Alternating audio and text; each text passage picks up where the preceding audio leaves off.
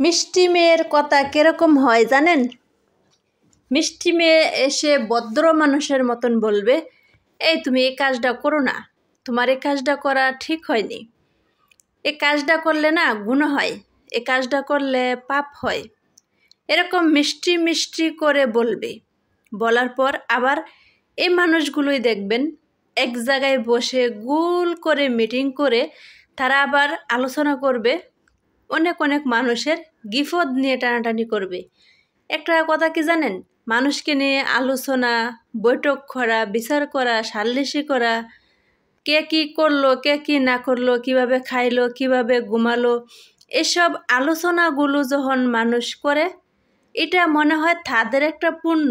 কিন্তু আমি মনে করি এই গিফট গাওয়া, আলোচনা করা, মানুষের পিছনে লেগে থাকা, এই জিনিসগুলো হচ্ছে সবচেয়ে বড় পাপ। পাপ কোথায় থেকে হয়? কি করলে পাপ হয়? মানুষকে নিয়ে আলোচনা করলে গুনাহ হয়, মানুষকে নিয়ে গিফট টানাটানি করলে পাপ হয়, মানুষকে যখন বুড়ি বুড়ি মিথ্যা কথা বলবেন সেখান থেকে গুনাহ হয়।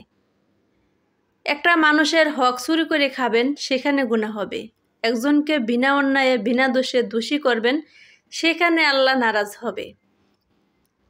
কিন্তু আপনি যখন কাজ করে খাবেন, সেখানে কোনো নারাজ নেই, সেখানে কোনো গুনাহ নেই। আপনি কাজ করছেন, পেটের দায়ে কর্ম করছেন।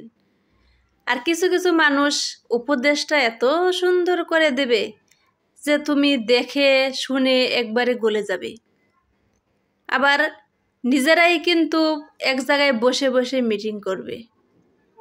তো যারা হচ্ছে মিটিং করে, গোল মিটিং বানায়, তৈরি করে, আলোচনা করে, তারা হচ্ছে কিছু কিছু মানুষের জীবনে, সবার জীবনেই পাপ পুণ্য সব থাকে। কোনো মানুষ বলতে পারবে না যে আমি জীবনে কোনো ভুল করিনি, আমার জীবনে কোনো পাপ নেই। প্রত্যেকটা মানুষের জীবনে ভুল আছে, প্রত্যেকটা মানুষের জীবনেই পাপ আছে। ভুল ছাড়া মানুষ নেই, পাপ ছাড়া কোনো মানুষ নেই।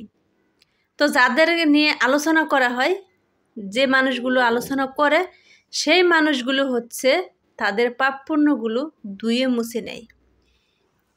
কারণ একজনের ভাত খাইয়ে আরেকজনের গিফট গাওয়া, এটা কিন্তু মোটো একটা ভালো মানুষের কাজ নয় আমি মনে করি।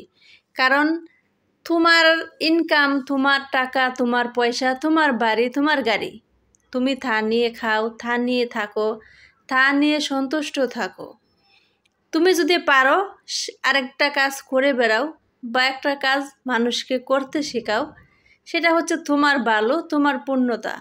কিন্তু আরেকজনকে নিয়ে টানাটানি করে নিজের পাপের পূজা আর বাড়িয়ে নিতে যেও না, কারণ এগুলো মোটেও ঠিক না।